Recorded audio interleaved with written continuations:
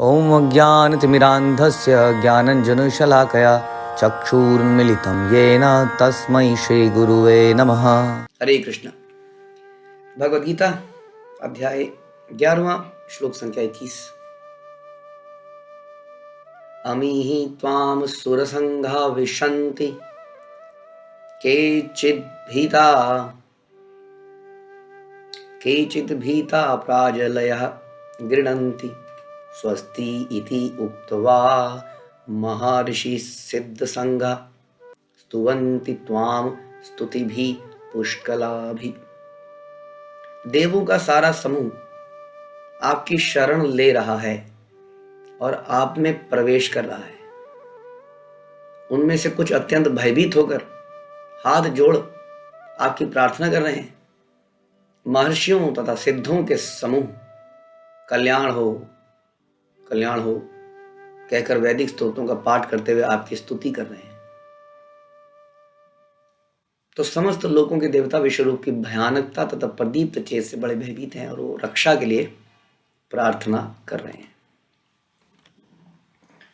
तो देवों का सारा समूह यानी कि अर्जुन को समस्त देवी देवता वहां पर दिख रहे हैं और अर्जुन को दिख रहा है कि सारा का सारा देवों का समूह आपकी शरण ले रहा है और आप में प्रवेश कर रहा है। ऐसा हम सुनते हैं कि जब संसार का एनाइलेशन यानी कि नाश होता है, संसार का समय समाप्त हो जाता है, प्रलय का समय आता है, तो जितनी भी जीवात्माएं भगवान के धाम में नहीं जा पाती वो जीवात्माएं विष्णु के शरीर में चली जाती हैं। लेकिन इसका ऐसा मतलब नहीं है कि वो जीवात्माएं समाप्त हो जाती हैं और विष्णु के शरीर में घुल जाती हैं, never to come again. Prabhupada कहते थे कि जिस प्रकार से एक तोता, हरे रंग का तोता एक पेड़ में बैठता है तो ऐसा लगता है कि पेड़ में मर्ज हो गया, पता नहीं चलता है कि तोता कहाँ है, लेकिन थोड़ी ही देर में वो तोता वहां से निकल के उड़ जाता है। उसी प्रकार से जीवात्माएं भगवान विष्णु के शरीर में रहती हैं जब तक कि दोबारा क्रिएशन नहीं होती। जब दोबारा से क्रिएशन होती है भौतिक जगत की, तो इन जीवात्माओं को भगवान फिर से इस भौतिक संसार में डाल देते हैं ताकि जीवात्माओं को एक और चांस दिया जाए जिसमें वो अपने आप को पवित्र करें और फिर भगवान के धाम में चले जाएं। तो भगवान के शरीर में जीवात्मा का चले जाना डज नॉट मीन कि जीवात्माएं भगवान में मर्ज हो जाती हैं, मिल जाती हैं और इस प्रकार भगवान ही बन जाती हैं। हम कई बार सुनते हैं अघासुर है या शिशुपाल है, वो भगवान के शरीर में उनकी आत्मा चली गई, लेकिन इसका मतलब ये नहीं है कि वो भगवान के शरीर में मिल के समाप्त हो गई। भगवान गीता में इसको कई बार बताते हैं कि जीवात्मा का कभी अंत नहीं होता है, वो हमेशा एग्जिस्टेंस में रहती है और भगवान के सर्वेंट के रूप में हमेशा रहती है। लेकिन हाँ, थोड़े समय के लिए वो निष्क्रिय अवस्था में जरूर रह सकती है, क्योंकि अभी उसने ये चेतना प्राप्त नहीं करी कि वो भगवान के सर्वेंट के रूप में, दास के रूप में अपना मौलिक धर्म को अपनाए। तो इसलिए संसार के अंत होने पर यदि हम अपने आप को शुद्ध नहीं कर पाए और भगवान के धाम में नहीं जा पाए तो हमें कुछ समय के लिए, बल्कि काफ़ी समय के लिए, एक तरह से बहुत लंबे समय के लिए, करोड़ों वर्षों के लिए ब्रह्मा जी के विष्णु के शरीर में रहना होगा और उसके बाद में फिर से ये आत्माओं को शरीर दिया जाता है, संसार में भेजा जाता है। तो इस प्रकार से यहाँ बोला जा रहा है देवों का सारा समूह। तो देव जो है, इससे ये भी साबित होता है कि देव जो हैं, देवता, दे आर नॉट गॉड, क्योंकि भगवान के शरीर में प्रवेश कर रहे हैं, भगवान की शरण ले रहे हैं। They are not god but they are gods, apostrophe, GOD apostrophe S, they are gods. इसलिए वो भगवान की शरण ले रहे हैं, भगवान में प्रवेश करते जा रहे हैं। तो देवता भी इसी प्रकार एक प्रकार की जीवात्मा ही है और वो जीवात्मा भगवान की शरण लेती है जब तक कि वो शुद्ध होकर भगवान के धाम में नहीं चली जाए। भगवान के धाम में जाने के बाद जीवात्मा कभी संसार में गिरती नहीं है, आ सकती है टेम्परेरीली, लेकिन ऐसे नहीं गिरती है जैसे कि इस वक्त हम गिरे में हैं, जो कि 84 लाख योनियों में भटकते भटकते भटकते मनुष्य शरीर प्राप्त करेंगे और फिर से हो सकता है नीचे गिर जाए। तो इस प्रकार से नहीं गिरती हैं, हो सकता है किसी कारणवश उन्हें संसार में भेजा जाए। हाँ, तो यही हम सबका प्रयास होना चाहिए कि हम लोग भी भगवान की शरण लें और भगवान के धाम में चले जाएं।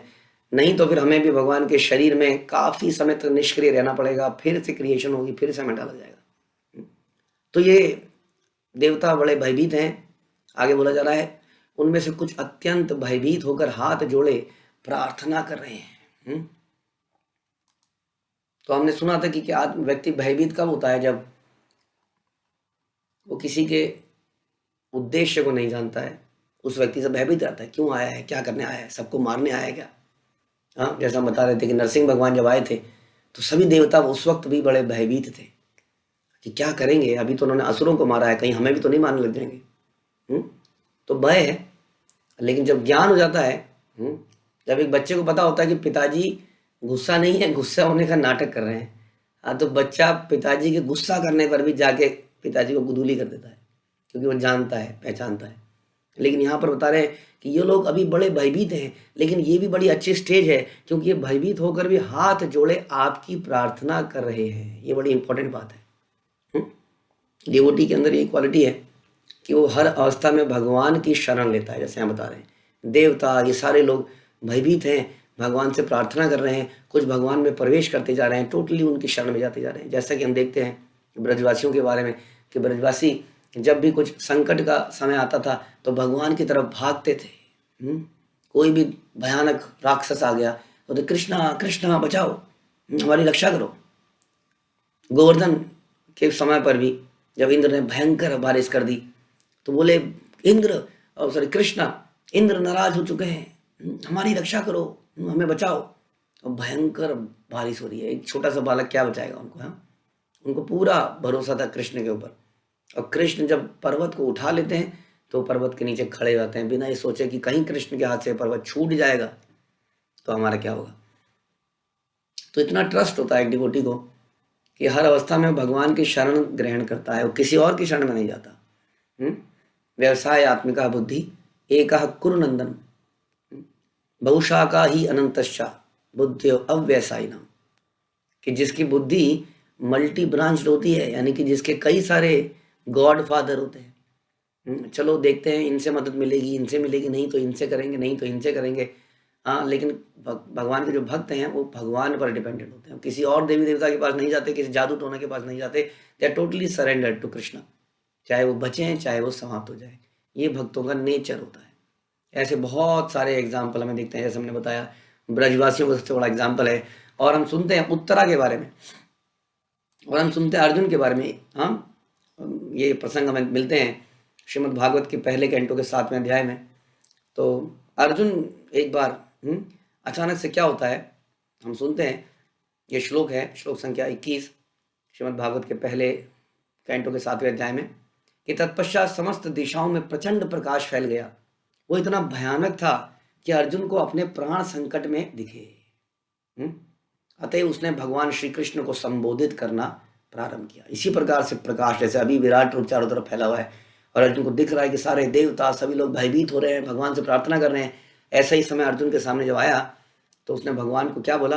कृष्ण कृष्ण महाबाहो भक्तानाम अभ्यंकर त्वमेको दहमानानाम अपवर्गासी संसृते, कि हे भगवान श्री कृष्ण, आप सर्वशक्तिमान परमेश्वर हैं, आपकी विविध शक्तियों की कोई सीमा नहीं है। अतएव केवल एकमात्र आप ही अपने भक्तों के हृदय में अभय उत्पन्न करने में समर्थ हैं। भौतिक कष्टों की ज्वालाओं में फंसे सारे लोग आप में ही मोक्ष का मार्ग पा सकते हैं। और इस प्रकार से काफ़ी सारे श्लोक भगवान के ग्लोरिफिकेशन में बोलते हैं, प्रार्थनाएं करते हैं और फिर पूछते हैं ये चारों तरफ उजाला कैसे है भगवान, ये हो क्या रहा है, क्या सारा संसार आज समाप्त हो जाएगा? तब भगवान उसको बताते हैं कि अश्वत्थामा द्वारा छोड़ा गया बाण है, इसको तुम इस प्रकार से काटो। तो भगवान उसका उपाय बताते हैं।